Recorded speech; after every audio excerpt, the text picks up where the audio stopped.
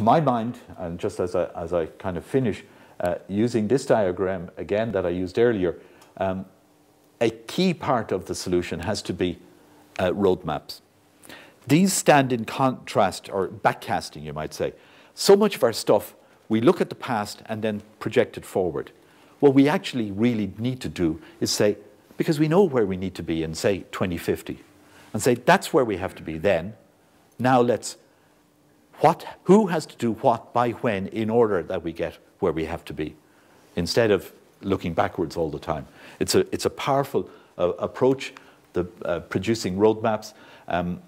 Michael Hanratty and others very recently have published work, done part of a European project where you're saying, okay, here's our average energy requirement of the dwelling, and here's the timescale to 2050, and what do we have to be? And there's, I don't have time to go into different trends, but in order to get somewhere close to what we have to do, and that's probably understating it if you take account of agriculture, he's saying 75% of our building stock has to be A2 by 2050.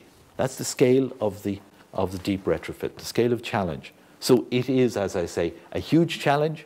And if we are to do things which, for most of you, maybe for your children, in my case, my grandchildren, some of the things, you know, the road mapping, we have to prepare roadmaps. Ireland has prepared a first roadmap under the Energy Efficiency Directive, and the Green Building Council is working with industry and the department and so on preparing a better roadmap.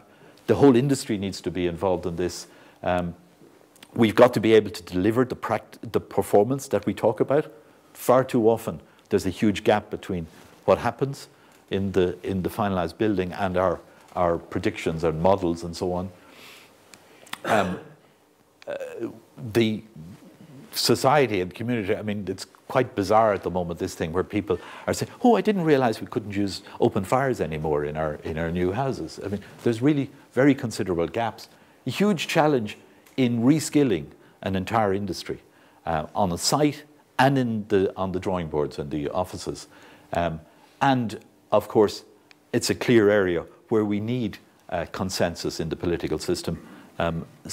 We don't really need things being batted back and forth. So there are some long-term signals so people can invest with confidence. Thank you very much indeed.